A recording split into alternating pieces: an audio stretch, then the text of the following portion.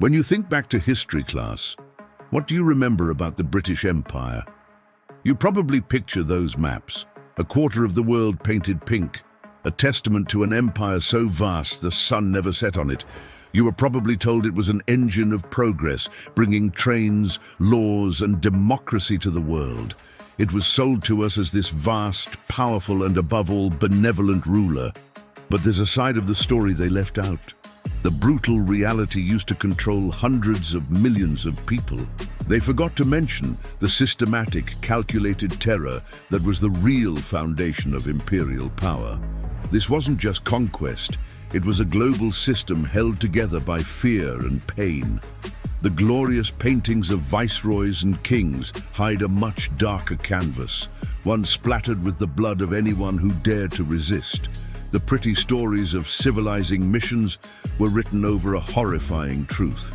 The empire was maintained not just by guns, but by the strategic use of unimaginable cruelty. From being literally blown apart by cannons to carefully engineered famines that starved millions. While their food was shipped to Europe, the British developed and ruthlessly applied a host of punishments designed not just to kill the body, but to crush the spirit of entire nations. Today, we'd be counting down the top 10 brutal punishments of the British Empire that your teachers almost certainly left out. This is the history they tried to bury. The legal and social destruction of queer identity. Coming in at number 10 is a punishment that wasn't always physically violent, but it was a devastating tool of social control with a toxic legacy that lasts to this day: the systematic criminalization of homosexuality. Before the British arrived, many cultures from India to societies across Africa had far more complex and often accepting views on gender and sexuality. It wasn't a utopia, but the rigid, punitive morality we now see in many of these regions wasn't there yet. Then came the British, armed with their Victorian obsession with moral purity. The weapon of choice was the infamous Section 377 of the Indian Penal Code, drafted in 1860. This law outlawed what it vaguely called carnal intercourse against the order of nature, a phrase that effectively banned any homosexual act with a punishment of up to life in prison. And this wasn't just for India. The Indian Penal Code became a blueprint for colonial law everywhere, from the Caribbean to colonies like Uganda and Kenya, and across Malaysia and Singapore. Britain exported this law like a legal virus. The enforcement was brutal and humiliating. It gave colonial authorities the perfect excuse to surveil, harass, and imprison anyone who didn't fit British sexual norms, leading to blackmail, public shame, and shattered lives. But the punishment was deeper than just prison. It was cultural warfare. In India, for example, communities like the Hijras, who had a long recognized role as a third gender, were suddenly targeted. The British didn't understand them, so they criminalized them. They were specifically targeted as eunuchs, under laws that criminalized their existence and activities, effectively annihilating their place in society. And here's the most poisonous part of this legacy: its longevity. When Britain finally decriminalized homosexuality back home in 1967, it didn't bother to extend that change to its former colonies. By then, most were independent, but they were stuck with the legal architecture of British prejudice. To this day, dozens of Commonwealth countries still have laws that criminalize same-sex relationships, a direct inheritance from the British Empire, whose crusade to police not just bodies, but identities. It was a punishment whose scars continue to shape the struggle for human rights across the world. Summary executions and the spectacle of dismemberment. At number 9, we go from the slow burn of legal erasure to the shocking brutality of summary justice. When faced with a rebellion, the British Empire often dropped all pretense of a fair trial and resorted to mass executions designed for one thing: terror. This wasn't about punishing the guilty. It was about creating a horrifying spectacle that would be seared into the minds of anyone else thinking of defiance. A perfect example of this was the aftermath of the Morant Bay Rebellion in Jamaica in 1865. The rebellion was sparked by deep-seated anger over poverty and injustice for the black Jamaican population. Led by a preacher named Paul Bogle, protesters marched on the courthouse, a confrontation erupted, and the rebellion spread. The response from Governor Edward John Eyre wasn't a police action, it was a massacre. Eyre declared martial law and basically gave his troops a license to kill. Over the next month, the official count says 439 people were killed, most executed without trial. One soldier proudly wrote home about the splendid service of shooting every black man who cannot account for himself. Hundreds more were brutally flogged, many of them women, and over 1,000 homes were burned to the ground. The punishment wasn't just death, it was desecration. The bodies of the executed were often mutilated, heads were cut off and placed on poles along roadsides as a ghastly warning. This was a classic move in the imperial playbook. After the Demerara slave revolt of 1823 in Guyana, rebel bodies were similarly dismembered and displayed. The head of a leader named Jack Gladstone was staked in front of a plantation, a grim centerpiece in a theater of colonial power. Governor Eyre even arrested a political rival, George William Gordon, in an area not under martial law, dragged him back to Morant Bay, specifically so he could be tried by a military court, and promptly hanged him. This caused a scandal back in Britain, but Eyre was never punished. The message sent across the empire was chillingly clear. Resistance will be met not with justice, but with overwhelming theatrical brutality. Forced labor and the illusion of freedom. The abolition of slavery in 1833 is often held up as a moment of great moral victory for the British Empire. But what happened next, our number 8, reveals a much more cynical reality. For hundreds of thousands of newly freed people, emancipation didn't mean liberty. It meant a switch to new systems of forced labor enforced by the constant threat of violence. The planters, who had just been paid a fortune by the British government for losing their property, now had a labor problem. Their solution? Recreate slavery under a new name. The Abolition Act itself included a period of apprenticeship, forcing the formerly enslaved to keep working for their ex-masters. But even after that ended in 1838, the system just evolved. Colonial governments passed a web of laws to make sure there was no alternative to plantation work. Vagrancy laws meant anyone not working in the fields could be arrested and thrown in a workhouse. And in these workhouses, the whip, which had been banned for planters, was now back in the hands of the state. Any minor infraction could land a freed person right back into hard labor and regular floggings. On top of this, the empire began importing indentured laborers, mostly from India and China. These people were lured with false promises, only to find themselves trapped in conditions almost as bad as slavery, working for tiny wages on long contracts, living in filth, and facing corporal punishment if they stepped out of line. And that's what makes this so brutal, the sheer psychological cruelty of the broken promise. Generations of people who were promised freedom found themselves trapped in a new kind of bondage, where the chains were replaced by debt, unjust laws, and the threat of state-sanctioned violence. The message was clear: you might be technically free, but your body still belongs to the empire's economic machine. It was freedom in name only, a cruel illusion designed to keep the system of exploitation running. The kiboko, a symbol of everyday brutality. At number 7, we have an object, an instrument of pain that became a symbol of routine colonial violence across Africa. The kiboko.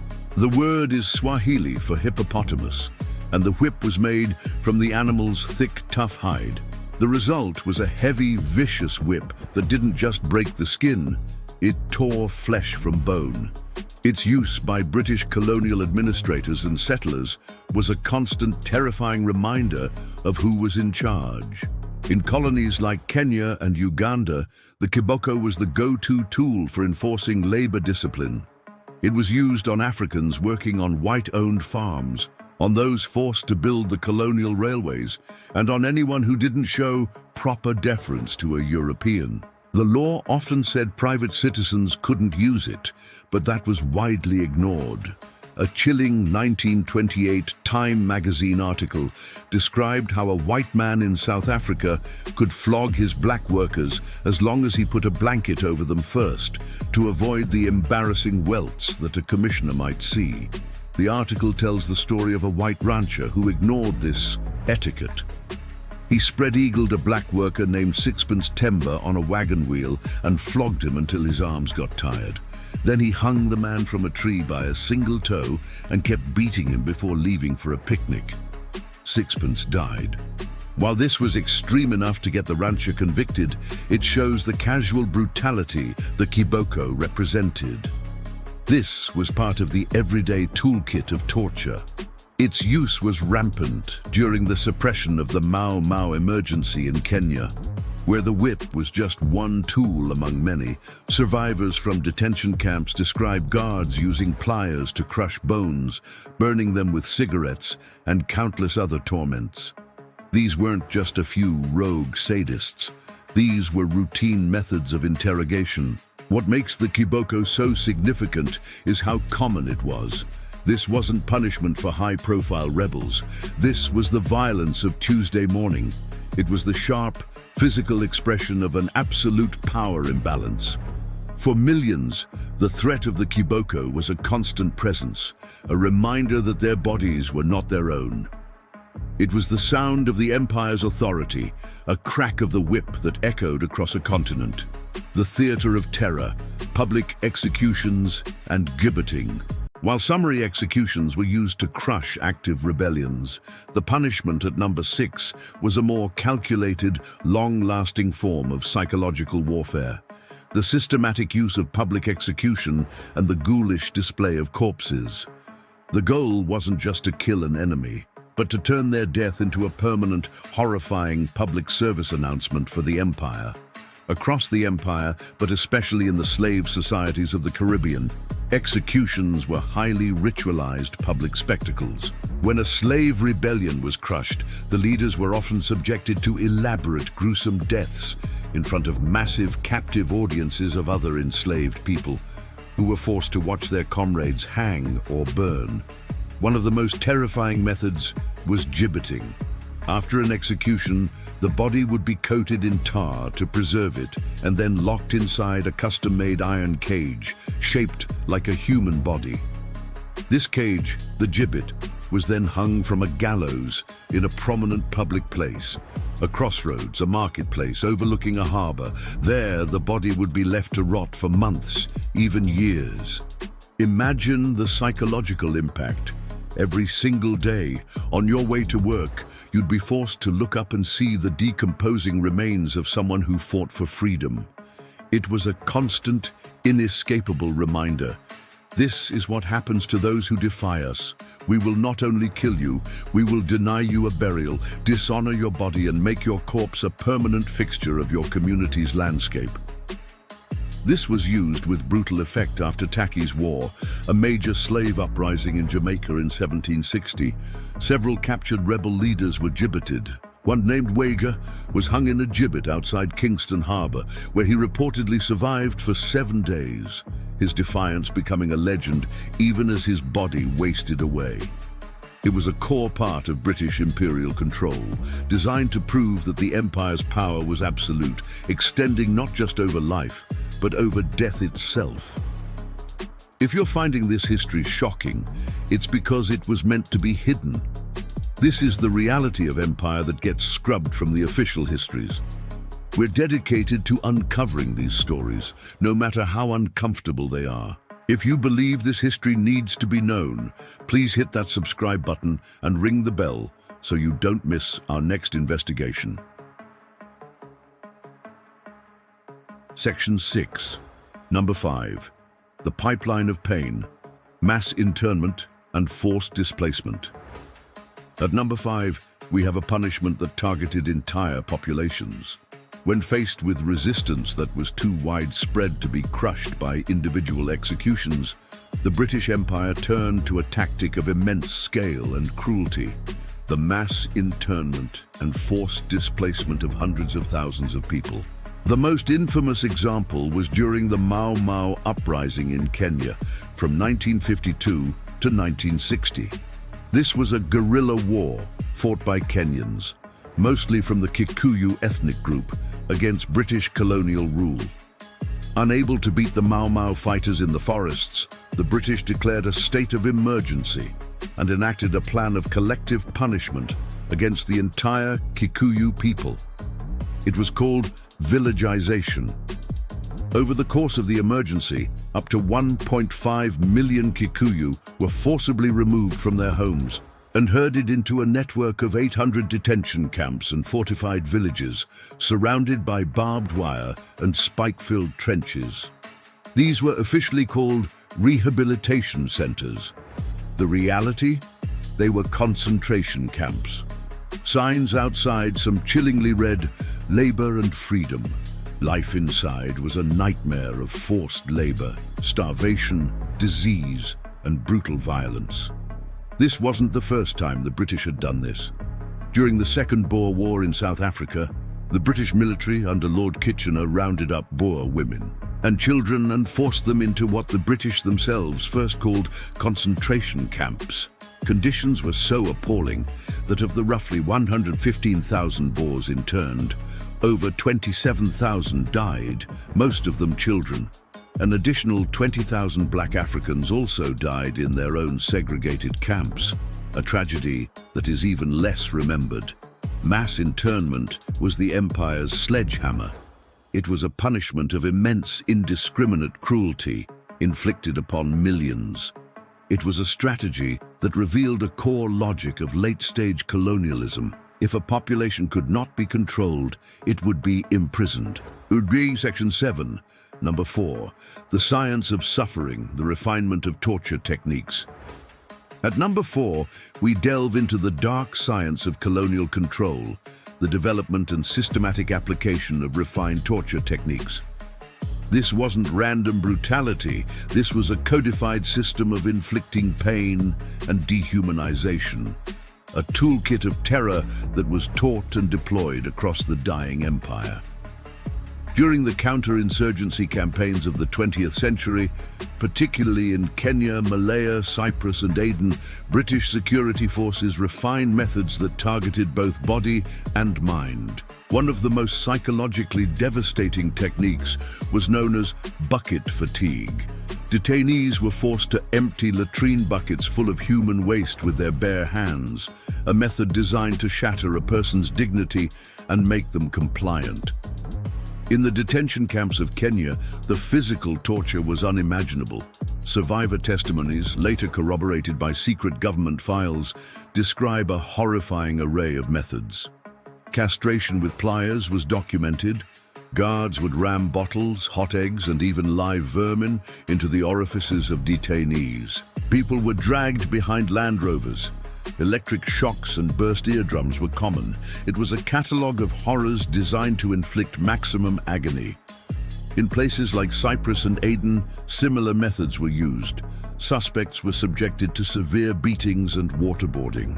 A technique later used in Northern Ireland, one of the 5 techniques, involved forcing detainees to stand in agonizing stress positions for hours on end, combined with hooding, sleep deprivation, starvation, and exposure to a constant deafening white noise.